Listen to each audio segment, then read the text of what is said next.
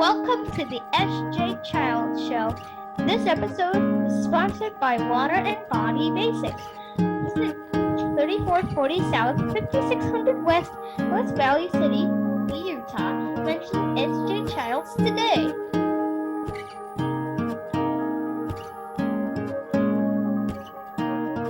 Hi, and welcome to the SJ Childs Show. I'm your host, SJ Childs, and today's guest is TJ West, Timothy. Hi, would you rather go by TJ or Timothy? TJ is cool. I mean, Okay, whatever you great. want, but TJ is good. Yeah, I like TJ. My son's name is DJ, so I like it. I like the nicknames. Okay. Sarah, you could never go anywhere with a nickname as Sarah. You know what I mean? It's just, yeah. Very basic. Yeah. Yeah, dang it. I'm not basic, of course, but just kidding. I'm Right. so glad to have you on the show today. We are going to have an amazing conversation. Tell us about yourself and who you are. Yeah. Hi. Thanks for having me. My name's Timothy West. Let's see. I live in Pennsylvania. I'm 32 years old. My disability, I'm considered legally blind, which a lot of people don't know what that means because they tend to hold on to the blind part. Legally blind actually means under the limit of being able to drive. My vision's still bad. My left eye is kind of like colors and movement. My right eye is, it's okay. But again, not enough to drive. And that was caused by a condition called SJS or Stevens-Johnson Syndrome, which is a high allergic reaction to medication. Made all my skin burn off, hair fall out, Oh my teeth God. fall out. Yeah, just about everything. How old were you when that happened? 4 years old. Wow. Oh man. That must have been really, really devastating and traumatic for not only you, but for your family as well. Yeah, I'm pulling up a picture for you. Yeah. Let me know when you can, because I can't really see the camera. So No, let me know you're when you fine. can see the. I can. Oh, bless your heart. Oh my goodness. Wow. There's another one.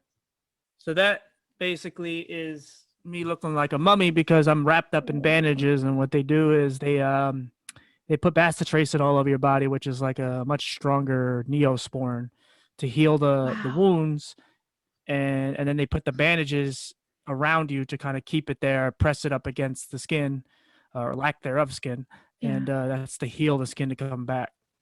So that's what the pictures are amazing showing. Oh wow. I mean, how did you get through that as a child? Like, was it something your parents like had to explain to you, or what were your thoughts growing up? Well, the messed up part is I went in for an ear infection. Wow. And the condition is SJS is caused by a high allergic reaction to medication. So the medication that was given to me was to kill the ear infection, which my hearing is really good. The ear infection went away, but everything else went to crap. Oh. And then even when I got out of the hospital, I was in there for 4.5 months. Jeez. Because again, the skin had to heal, and I had to be life flighted because the town that I lived in at the time didn't have a burn center, which is where they have burn victims. Yeah. And so I had to go to Philadelphia, where they do have one in a specific hospital, St. Christopher's. And there was a lot of just healing, like starting with like the eye stuff kind of was, I'd go back for surgery here and there, but mainly it was that they wanted to take care of the skin first. But the eyes is the only thing that still kind of is the problem now, as far as being visually impaired. But as far as then, like, I was in a lot of pain, but the irony or the weird part about it was that while I was in the hospital and while some of the skin was actually starting to heal, I kind of created this, I talk about it on my podcast, like in the very early episodes, where I kind of created this like imaginary world in my head. Like I had my toys, I had my music, I think I was into Ninja Turtles, and I had all my stuffed animals and stuff. And so I created this kind of like imaginary world where I could kind of like suppress the pain, because I remember there being a time where I had to walk to the hospital, and I was so determined to get there by myself without calling the nurse, and I was 4.5 at the time, and I had to walk on skinless feet, and I had to sit on a toilet, and my whole body had no skin. So Goodness. I'm trying to do everything without it. And yeah, I mean, there was bandages, but again, no skin. And now you're pressing down on your feet with no skin. It's very, Oh, very painful. So yes. it's you almost, I almost passed out, and so on. But I made it back, and of course, kind of exacerbated a little bit because I was in a lot of pain. Yeah. But anyway, so like when I was in bed, a lot of times I would just listen to my music, play with my toys, and I just kind of lived in this like bubble of just kind of being able to make the pain numb, and it's kind of Yeah. how I got through it. But even when Wow. I left the hospital, I had feeding tubes, and my gallbladder had to be taken out, and all that. Like a lot of stuff was fried Oh internally my too. goodness. Wow. That's an incredible story. Like, I don't think I've ever heard a story quite like yours. In fact, along those same lines of a reaction, allergic reaction that like burns you from the inside out. That's just insane. And all your skin is healed now. Do you have any problems as an Yeah. adult? Not well. My skin is You like look sensitive, so lovely. like, oh, thank you. No, my skin's very sensitive as far as like if I get out of a shower, like my skin doesn't peel or anything, but it may be a little red in certain spots, or Yeah. like if I lay out in the sun, it'll kill me. Like not kill me No. literally, but like Yeah, yeah. I really burn, Oh and man. really peel and all that. So and again, I never was into that anyway. Yeah. But yeah, I'm more vampirish. Like I'm in the sun. I love like dark, rainy days, and again, my eyes are also sensitive to light too. Yeah. A little better than they used to be when it comes to that department. But buy a nice pair of designer sunglasses, and you're good to go. Good. Oh my gosh. Well, what an amazing journey that you've been on. I'm so proud of you. I'm so proud of you Thank you. for sharing your story and just really showing people that abilities come from within the person who you are. A disability is definitely like you and I talked about the other day, Right. somebody who chooses not to, you know, educate themselves, or I don't know, I can't remember. You used a really great example about kind of people who are disabled versus people who have, and a different ability than somebody else. Yeah, and I think a lot of people who are fully abled or whatever terms that get thrown around, able bodies or Yeah. in the visually impaired and blind community, they call them sighted people, but whatever. They take them, they take a lot of their abilities that they have for granted. Whereas Yes. like people with disabilities, like I made a slope. I didn't make it. I just kind of came out of my mouth, but I say that people who see the most see the least, and the people who see the least see the most. Wow. In the context of the fact that people who can actually see don't see what's actually right in front of them. They're more biased. They're more, like whether it's politically or whatever. They only see certain things their way. Whereas people who cannot see or at all or very little, and again, this also translates to people who have a disability but just use it for their sense, that the deaf or whatever. But they see the most. Like they have empathy. They pick up on things. They pick up on things way easier. Where there's stuff that's so obvious that people don't want to even acknowledge or learn from. We are way more open-minded when it comes to whatever race, gender, whatever, and other disabilities and so on. Yeah. And it's because we have to. Yeah. We live in a world where we have to fit in a world where we don't really belong. I made up the analogy the other day of it's like looking at a house that doesn't have a door or a window, and you have to find a way to get in. Wow. And that's kind of how we live in this world, where it's just like, okay, there's a house. How the hell do I get in there? And sorry, I don't know if we're supposed to curse, but but yeah, and that's just kind of how it is. Like we have to acclimate things to our lifestyle. Yeah. And so yeah, we walk around and we try to achieve and succeed and try to do things on a level that it's really not, we're not meant to, but because our ceiling is so low. Where Yeah. it's like if I were to graduate high school, it's like, oh wow, you did something. It's like, yeah, but I want to do more than just that. Right? Exactly. Looks like we're having a little visit. My son has autism, and autism doesn't stop for podcasts or recordings. Nope. And so he just came in to visit. But luckily, his sister, you want to come in and say hi? And then that usually makes him happy enough to stay gone for the rest of the time. Here, come in and say hi to my guest. This is my guest, TJ. TJ, say hi. Hi, TJ. Well, you have headphones in. He might not be. I know, right? Here, let you say hi to him. What's his name? Hi, buddy. DJ. That's right. His name is TJ, and your name is DJ. What's going on, buddy? Exciting. Nice to meet you. Tell him how old you are. How old are you? Uh, Are you 27? I'm 11. Oh, 11. That's right. I forget sometimes too. It's all right.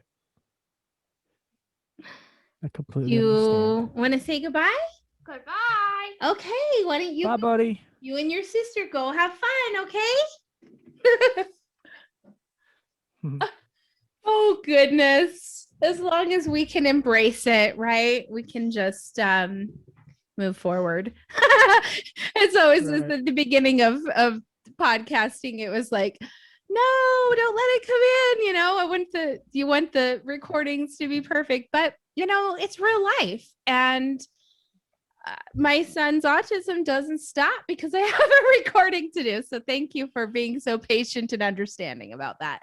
And what a better person, right? To, like you just said, people like us are way more understanding, compassionate. Oh, I shouldn't say way more people that are listening, but have an easier time being more flexible in their thinking about people with differences or different abilities. So yeah, I appreciate Easier to digest. Yeah, definitely. So tell us about your podcast. What is it called? And tell us about the things that you talk about. It's called My Blurred Opinion. As I said off mic, I'm very big into puns, and I mean, one of the things I talk about a lot is mental health because it's something that I've struggled with my whole life and struggle with I know so many people that struggle with it, obviously, but people with disabilities, it's kind of included. And so I wanted to just do it for therapeutic reasons, and I was looking for every reason not to like succeed or luckily I found a free app, and I went from there, and everything was just it just went well, and I didn't overthink the name. I didn't overthink the first episode. I just put it out. I didn't want to listen to it because if I heard my voice, I would have hated it, and I didn't put it out.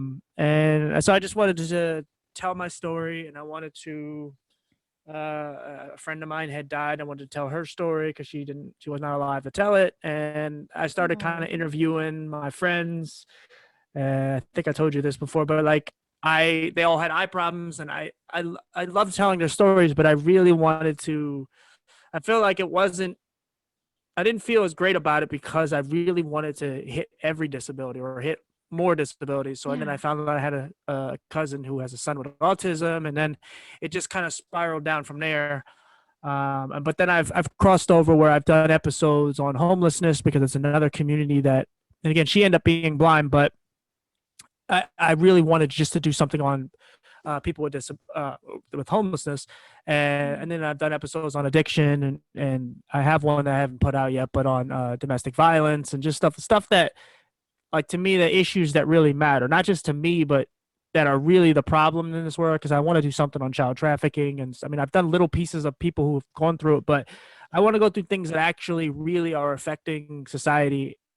And obviously the underlying tone is mostly people with disabilities, but it's also just people overcoming and talking about their journeys and succeeding. Because I'm not looking for people who are looking for pity or looking for just handouts. I would just want people who are doing things that are. Sorry about that. No, you're good. Yeah, I try to find good guests. I mean, I go on my rants on my podcast about things, and but like I said, a lot of it is also mental health and just like I said, that's kind of the vein, but mainly just the more important topics of what's really going on in the world. I love that The real topic. because, yeah, conversations that need to be had because there's so many people out there that are going through the world, 9 to 5 job, go home and watch Netflix, blah, yada, yada. But where are we having the real discussions of the things that the people who are going through need to have these discussions talked about? They need to have the focus on more topics like that. And I agree. Like when I put this one out, it will also probably be right along the same line with some of the other mental health and like disability episodes, things like that, because I really want to celebrate and show support from our end, and just really celebrate the community, because as you know, in the autism community, it's all about inclusion, and with that comes including everyone. Like you said, it doesn't exclude anyone. Even as you will, normal people, we want to include everyone. And that's why these podcasts are so wonderful for bringing such a wide variety of education to such a wide variety of audiences.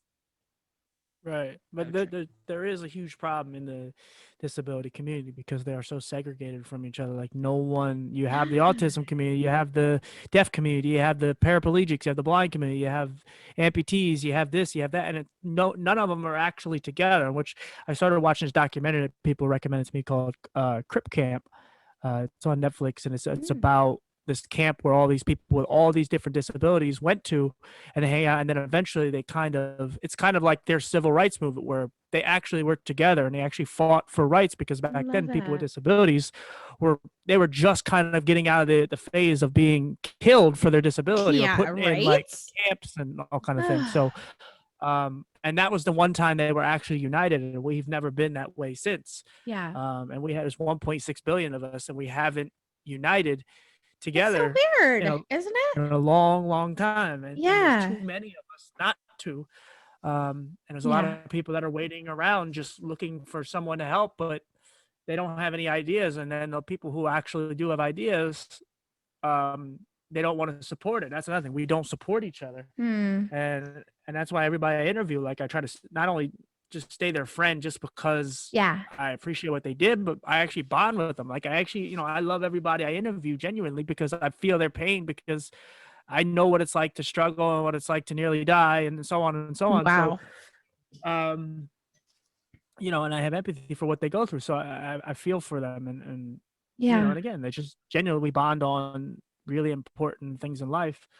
But I mean, kind of going back to what we were talking about, just people only want to talk about certain issues when something like crazy happens. Whereas, like, for instance, I was talking about this on my Instagram where, the rapper DMX died. He died of overdose. It's like, okay, great. Now all of a sudden there's all these fans of DMX. And again, I was a fan of him, but the reality of it was like, I knew he should have died years ago. He was always on drugs.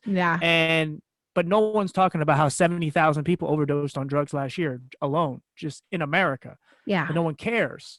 And after a month goes by and no one buys his albums anymore, no one's going to care about addiction. When people stop shooting up schools, no one will care about mental health.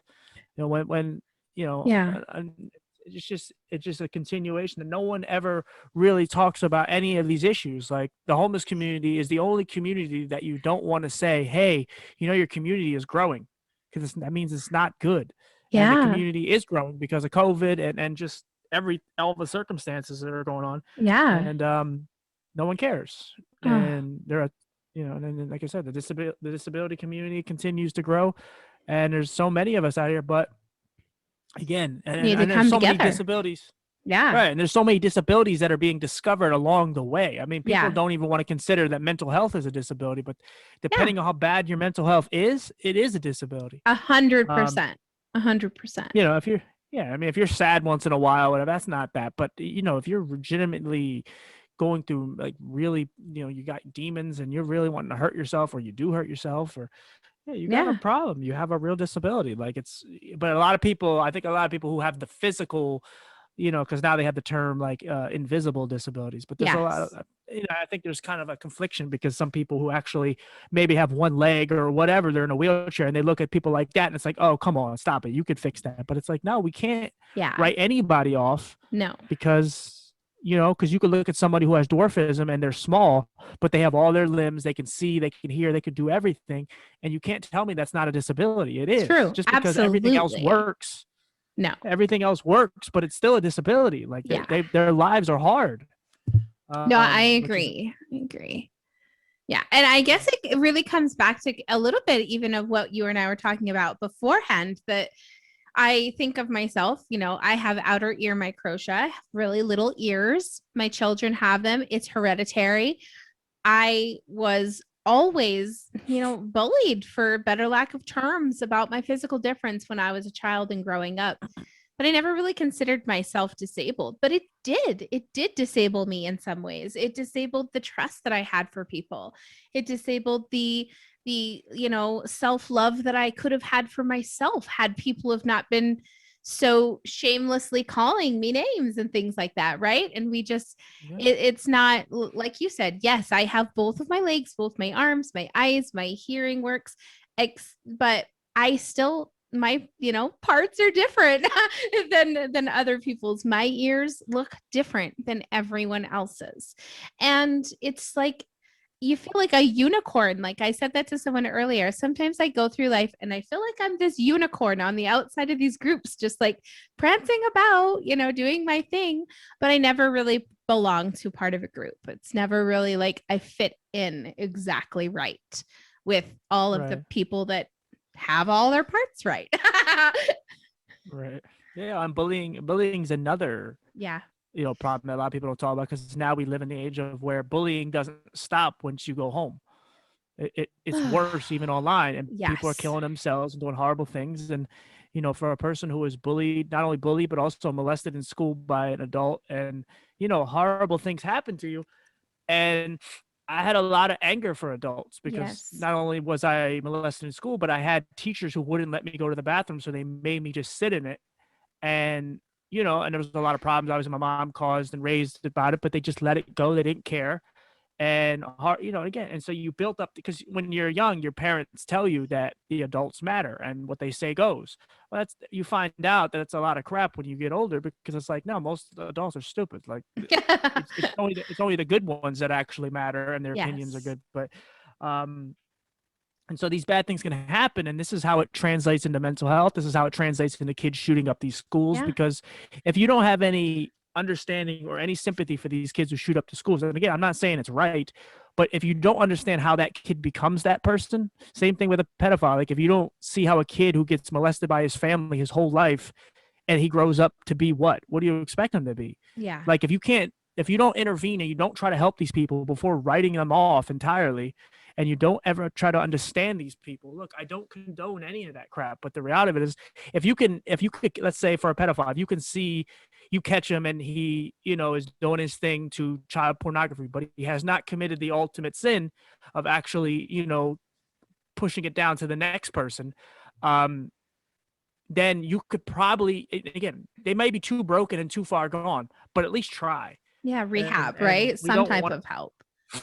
Right, and we write these people off because of, whatever society's idea of what it looks like. Right, and we're afraid to look at ourselves in the mirror and go like, well, I couldn't be that. Yes, you could. We're all one step away from losing our crap and actually doing something terrible. Yeah. It just, depending on what is your button, what is your, what is the thing that's actually, if somebody comes in and does something horrible to your kids, like who knows what will happen. And obviously we hope it never happens. Yeah. But again, your button is probably much harder to push than someone else's. But the reality of it is we all have a button, and it all can be pushed, and we all can end up in some place depending on circumstances. So you and I are at a point in our lives where we can speak and advocate and help people. But if we would have taken one other route, we either could have been dead, or we could have made horrible mistakes, and God knows where we would have ended up. So exactly. Yeah. No, I really like the way you said that. And, something that, my husband and I are right now, we have a 9-year-old daughter. And we want her to have independence. We want her to ride her bike outside, up and down the street, yada, yada. What we don't want her to do is think that any other adult out in the world has any power over her other than us. And we don't have power over her. We have suggestions for her to make her life better. We told her, if you're out in the world, if you're out riding your bike and an adult yells at you for help, adult yells at you to do something, too bad, tough luck for them. You don't have to listen. You are our child. We are the only adults that you need to be, because she needs to realize adults oftentimes are trying to power control kids, hey, get off my lawn, or don't yell about that, whatever kid thing. I also don't want her to be fooled by the adult that says, oh, I need help. Help me get these puppies into this car, or whatever, I want her to know, no, there's not one adult out there you need to stop on your bike for. Not one. If an adult needs help, they shouldn't be asking a 9-year-old for it. Yeah. Yeah. Right? And it's sad that you actually have to look over your shoulder constantly and just be like, oh man, like, where is she at? Who's out there? And it's just like there's too many creeps. I mean, not even just that stuff. Like we've known about that stuff for a while, but it's like, look at all these shootings. It's like you can't even go to the grocery store. Or you're afraid somebody's just gonna go shoot the place up because whatever happened to them in their life. Make sure you got your concealed with you. Right? So that you can save your own life. Yeah, exactly. Yeah. Exactly. Some states don't even allow that. So true. It's yeah, so we're living in this world where it's just everything is. I mean, you see what happened last year, but again, I think the only thing that saved last year is that the power didn't go out. If we would have all lost our internet and we couldn't stream anything and we couldn't take selfies and we couldn't do all these things that people are just continuously makes them happy and joyful. If they're trapped in their home, because domestic violence went up last year, child abuse, all that went up last year. So what do you think if the power would have went out? How much more that would have grown? And besides the fact that people would have gone outside and would have done worse things. So yes.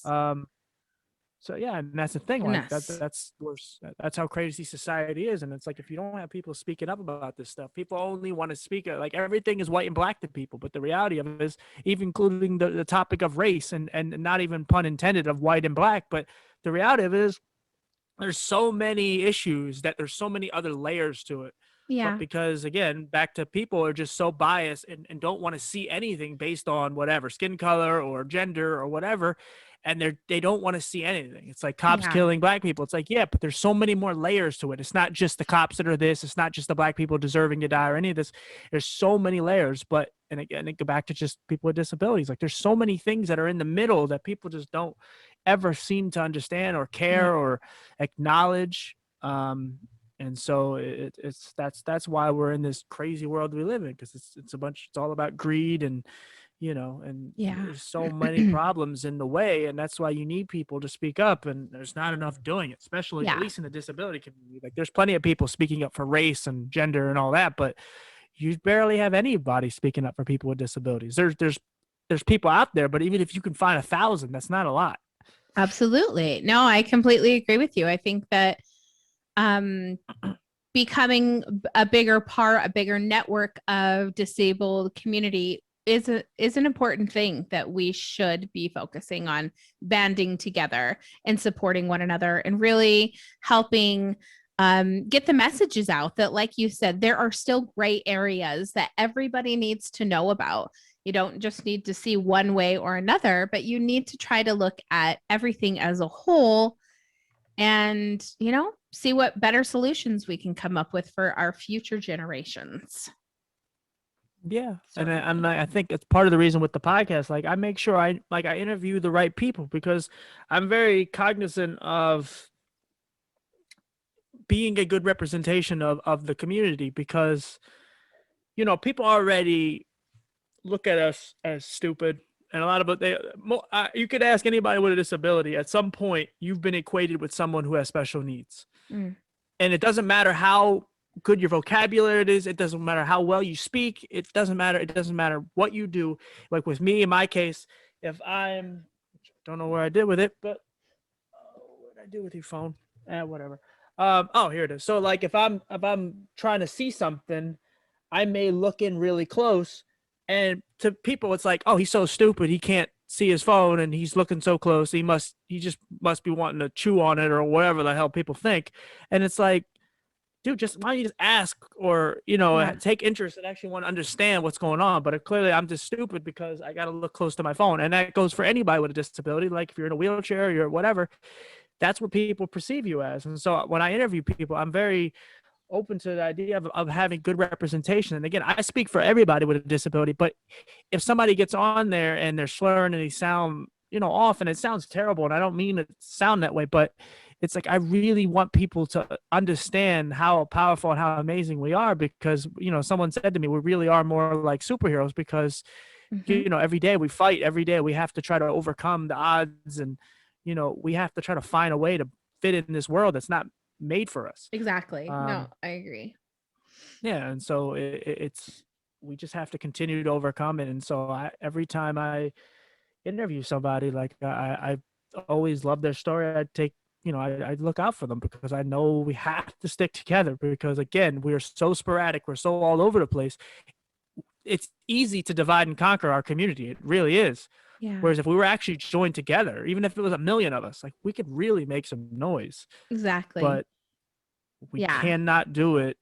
I cannot do it without what you or any of the people I've interviewed, or exactly. And I know they can't do it without me, and that's not to make me sound good. It's just we need each other. If we don't support each other, no, I love that. Support each other, we don't have a chance. Yeah, I interviewed a gentleman from England that does this amazing program where he bought a school bus. And he is a life coach, and he'll go around to schools and do life coaching for kids and teens at schools in England. Amazing guy. And he had this great idea that we should call ourselves as a community, the Avengers of mental health. And I love that. I love it because yes, we should band together. We should, if we as podcasters and as community advocates can use our education, use our experience, and be the voice for people who would rather not be or don't have the ability to be, then we are really making a difference in not only our communities but in the world in a whole. So I'm so happy that we got to talk today and go over some of these really important topics. Before we leave, once again, tell everybody the name of your podcast and where we can find you. It's called My Blurred Opinion, and it's on Apple, YouTube, Spotify, Google. It's on all of them, basically. Perfect. Excellent. And I'll make sure to have all those descriptions down, all the links down in the description, so you'll know where to find him. Don't skip a beat. So yeah, thank you so much for being with me here today, TJ. I really enjoyed your conversation. And like you said, this connection that we've made, it isn't just for this one show, but it is continuous. And I'll be definitely, looking forward to it. I just wanted to clarify one thing is, like, when I said, like, we don't have a chance, like, when we're separated, like, we have opportunities to make our lives better, but we don't have a chance to make, like, individually, we don't have a chance to make a difference in the community and for the generations to come. So like, I have a chance to become a millionaire. I have a chance to be a successful podcaster. I have a chance to be successful in my own life, but single-handedly, I have no shot of changing people's outlook on the disabled community because I am one person. Yeah. So like I said, I could have a chance to make something of myself or you or others individually. But if we do it individually, then we have no chance of making a real difference as a whole. So that's really what I was trying to say. I love it. I love it. No, I think that we're doing that right now, right in this moment. We're coming together. We've just, educated a whole bunch of people that had no education on any of this conversation before. So yay for us. Thank you so much for joining me today. And like I said, we'll absolutely be keeping in touch and and following your podcast. And like I said, we'll make sure to have all the links in the description. So please go check out My Blurred Opinion with TJ West. Thank you so much for being here, and we will talk soon. Yep. Thanks.